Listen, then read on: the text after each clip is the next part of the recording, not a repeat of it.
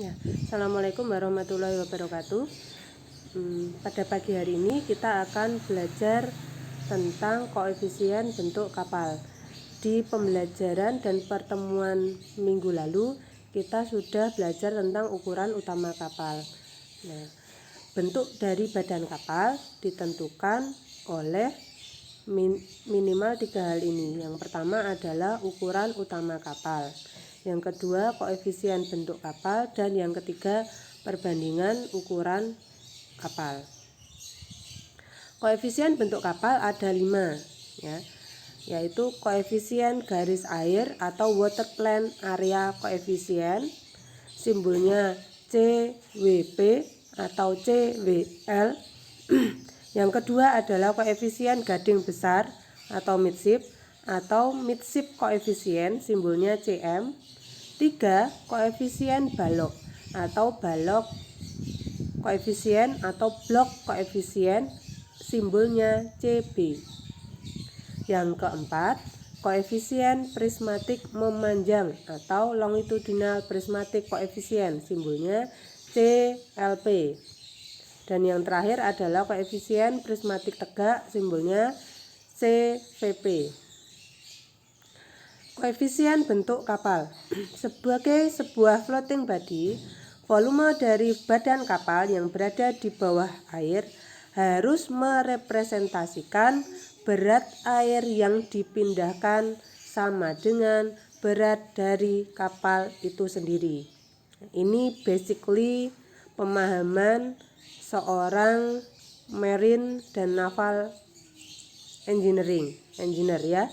Jadi sebagai pembelajar tentang kapal, basically kita harus tahu bagaimana cara menghitung berat benda yang tercelup di dalam air. Jadi berat benda yang ada di darat pasti berbeda dengan ketika benda itu dimasukkan ke dalam air.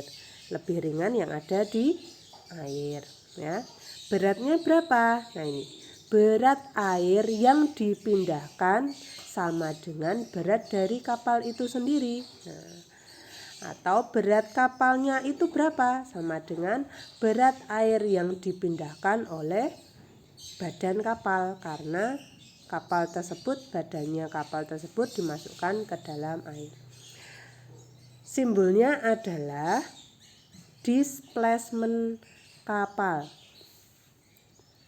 Simbolnya segitiga. Serumusnya berat jenis dikalikan percepatan gravitasi dikalikan volume ya. Berat jenisnya sudah konstanta 1,025 jika itu adalah air laut, jika itu adalah air tawar berat jenisnya adalah 1,00. Percepatan gravitasinya 9,8 meter per sekon kuadrat. Volume displacementnya adalah simbolnya segitiga kebalik ini, satuannya meter kubik, berarti rumusnya adalah LBT. Koefisien yang pertama adalah koefisien garis air atau water plane area coefficient, yaitu perbandingan antara luas bidang garis air muat, simbolnya AWL, dengan luas sebuah persegi 4 panjang LWL dan lebar B. Singkat cerita, ini rumusnya. CWL atau CWP sama dengan AW. AW ini adalah luasan yang diarsir dibagi LWL dikalikan B ya.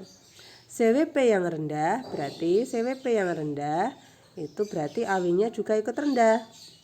AW-nya ini yang diarsir, berarti AW-nya lebih kecil, luasan yang diarsir itu lebih kecil.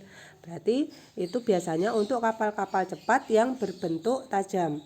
Pada umumnya harga CWP terletak antara 0,7 sampai 0,9. Koefisien midship. Koefisien midship adalah perbandingan antara luas penampang gading besar yang terendam air dengan luas suatu penampang yang memiliki lebar B dan tinggi T. Ini. Atau CM sama dengan AM. AM adalah yang diarsir ya. AM adalah yang diarsir dibagi kotak yang mengelilingnya. Kotak yang mengelilingnya apa? B dikalikan T. Ini ya. AM-nya semakin kurus berarti semakin sedikit ruang muatannya. AM-nya semakin besar berarti kapalnya itu gemuk. CM yang besar biasanya dijumpai pada kapal-kapal sungai, tidak butuh kecepatan tinggi, dan untuk kapal dengan keperluan muatan yang besar. Yang ketiga adalah koefisien balok atau blok koefisien.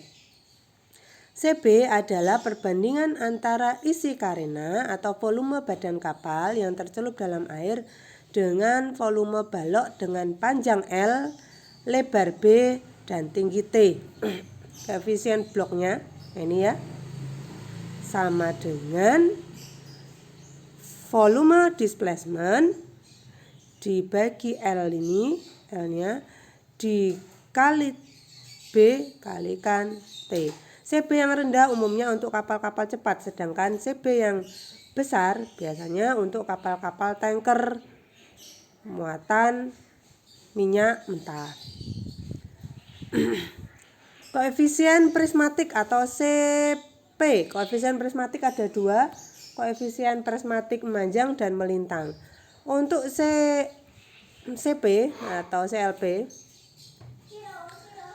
sama dengan